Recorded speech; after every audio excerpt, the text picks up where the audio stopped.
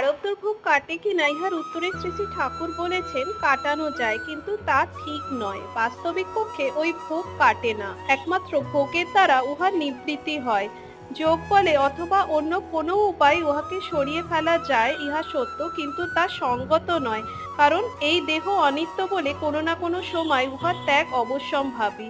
দেহত্যাগ হলেই শূন্যস্থিত বিতাড়িত কর্মগুলি আকর্ষণ বলে আবার আত্মাকে দেহ গ্রহণ করতে বাধ্য করবে। তবে সে দেহে আর নতুন কর্ম হবে না। জীব যখন সংসারে আসে তখন স্বীকারপত্র দিয়ে আসে, যে যে ভোগ তার প্রাপ্য তা অঙ্গীকার করে আসে, তাই তাকে নিজের প্রাপ্য ভোগ গ্রহণ করতেই হয়।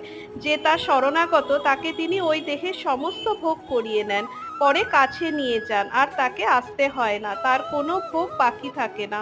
ধৈর্যের সহিত প্রারব্ধ ভোগ করা উচিত, বাধা দিতে নেই। বাধা দিলে ভোগ কাটে না, একমাত্র অনুগত হলেই প্রারব্ধ কাটতে পারে।